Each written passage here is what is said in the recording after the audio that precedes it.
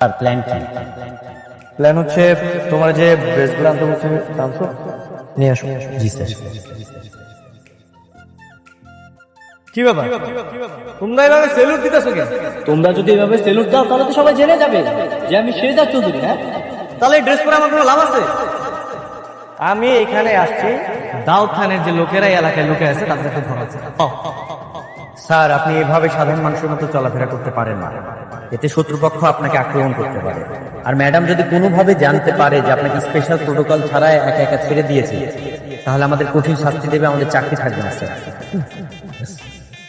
Royal Bengal tiger সবসময় একাই চলে, আর আমিও একাই চলবো আমার কাছে রাখবো। আমার যদি কিছু হয়েও যায় তোমরা আমার পিছনে আসো। I don't need any protocol. আজকে আমি তোমাদেরকে শিখাবো মাছ কিভাবে পানিতে থেকেও অক্সিজেন নিতে পারে। আমরা মানুষ যেভাবে বাতাস থেকে অক্সিজেন নিয়ে আমাদের ফুসফুসে পাঠাই, মাছ কিন্তু পানি থেকে অক্সিজেন নিয়ে থাকে। বুঝতে পেরেছো?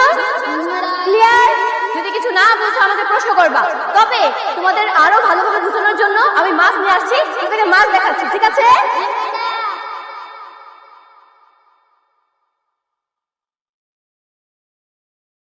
সরি সরি, আমি আসলে দেখিনি।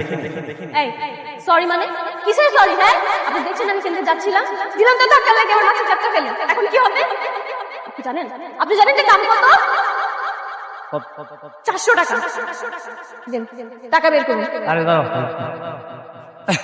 আসলে হয়েছে কি আমি না টাকা আনতে ভুলে গেছি। জানতাম তো, আমি ঠিকই জানতাম আপনার কাছে টাকা থাকবে না। দেখে তো মনে হচ্ছে আপনি ভ্যান চালক, সারাদিন ভ্যান চালিয়ে 400 টাকা আসে আপনার যে আপনাকে টাকা দিবেন। আচ্ছা শুনেন, আপনি আপনার অ্যাড্রেসটা দেন, আমি কালকে আপনাকে টাকা পৌঁছে দিব। দিচ্ছি।